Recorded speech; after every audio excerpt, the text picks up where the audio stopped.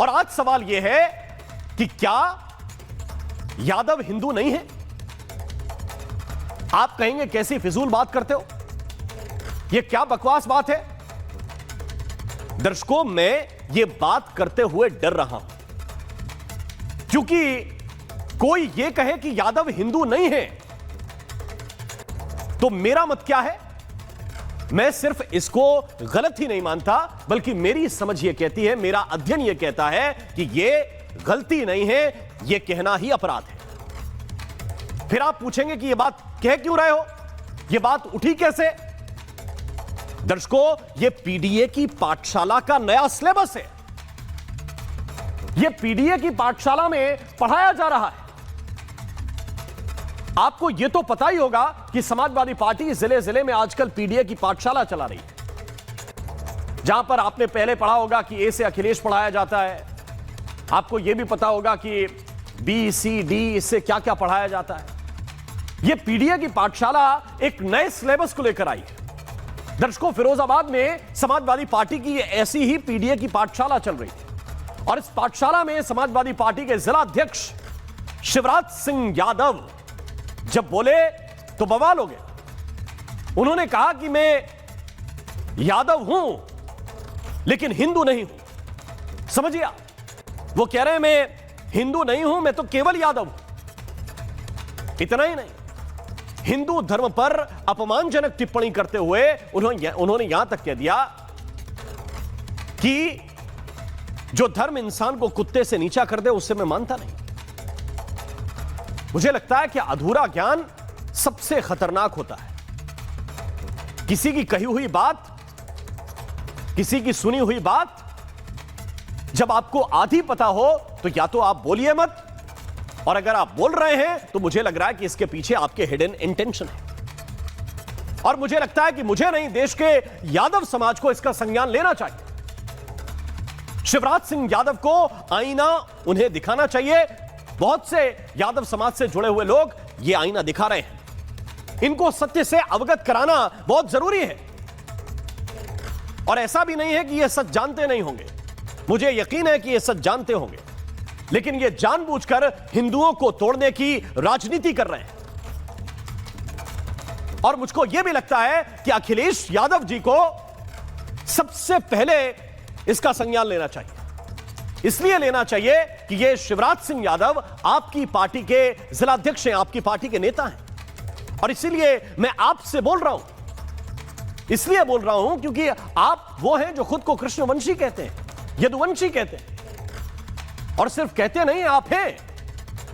ये जरा तस्वीर आप देखिए, सैफई में ये 60 फीट ऊंची भगवान श्री कृष्ण की प्रतिमा बनी है, तो अखिलेश यादव ने बनवाई या आपने बनवाई। इटावा में केदारेश्वर मंदिर बनवा रहे हैं, अखिलेश यादव बनवा रहे हैं। और आपके जो जिलाध्यक्ष हैं वो ये बोल रहे हैं कि मैं यादव हूं लेकिन हिंदू नहीं हूं, मैं हिंदू नहीं हूं, केवल यादव हूं। दर्शकों, मेरे कार्यक्रम का नाम महाभारत है, आप सबसे ऊपर लिखा हुआ देख रहे हैं। और यादवों का सबसे ज्यादा अगर वर्णन किसी कालखंड में हुआ है तो द्वापर युग में हुआ है और महाभारत में हुआ है। मुझे आपको सच बताना पड़ेगा, मेरे धर्मग्रंथ मुझे बताते हैं कि यादव केवल एक जाति नहीं है, एक वंश है। यह वो वंश है जिसकी शुरुआत चंद्रमा से हुई है, भगवान चंद्रमा से, और इसलिए यह वंश चंद्रवंशी है।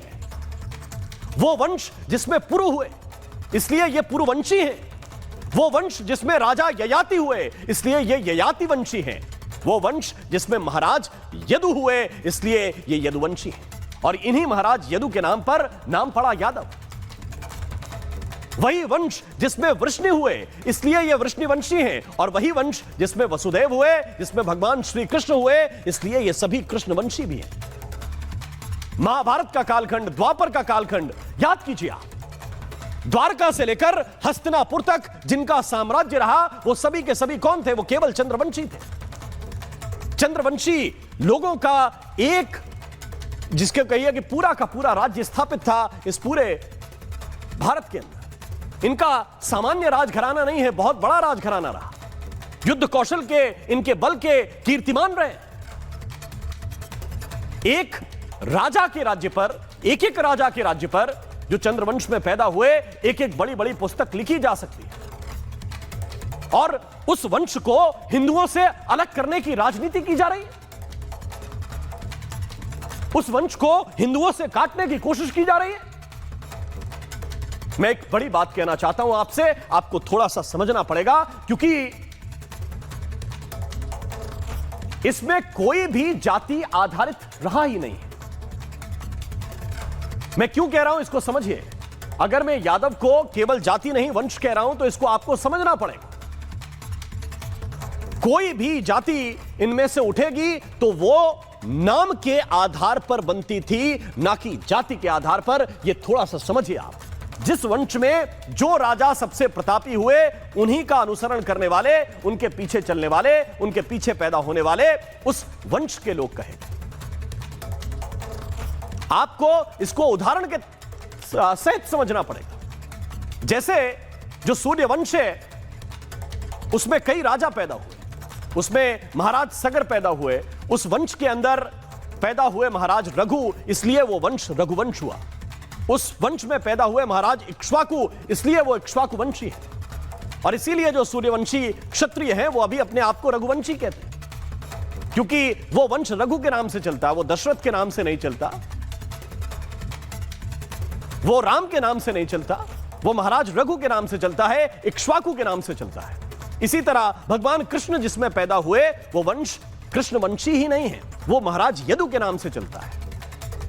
ये कोई सरनेम नहीं हुआ करते थे, ये लोगों के नाम हैं जिनके नाम के आधार पर पूरे के पूरे वंश बन गए, फिर वही जाति हो गई। और एक बात और आपसे कहना चाहता हूं कि आपको यह समझना पड़ेगा कि 4 वर्ण 4000 से ज्यादा जातियों में कैसे विभक्त हो गए, 5000 जातियां कैसे बन गई, 24000 से ज्यादा उपजातियां कैसे बन गई। क्या जातियां कोई ऐसी चीज है कि रोज पैदा हो रही है? यह एक बड़ा प्रश्न है, इस पर आपको शोध करना चाहिए। लेकिन दर्शकों, मैं सीधी बात कहना चाहता हूं, इधर उधर की बात नहीं कहना चाहता हूं। वोट बैंक की राजनीति में बांटने और समाज को काटने की अगर बात होगी तो मैं सवाल पूछूंगा। आपको याद होगा कि उत्तर प्रदेश में पहले एक होड़ लगाई गई थी और होड़ यह चल रही थी कि पोस्टर लगा लगा कर बताया जा रहा है कि मैं शूद्र हूं, मैं शूद्र हूं, मैं शूद्र हूं। क्या उसी पॉलिटिक्स पर फिर से चलने वाली है समाजवादी पार्टी? और क्या हिंदुओं को बांटेंगे तभी जीत मिलेगी? मैं चर्चा करूंगा, लेकिन पहले एक रिपोर्ट आपको दिखाता हूं।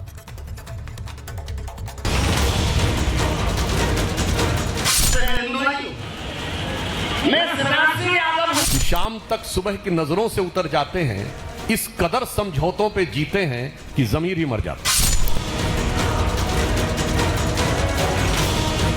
उत्तर प्रदेश में 2027 में चुनाव है, लेकिन उससे पहले जाति की राजनीति चरम पर है।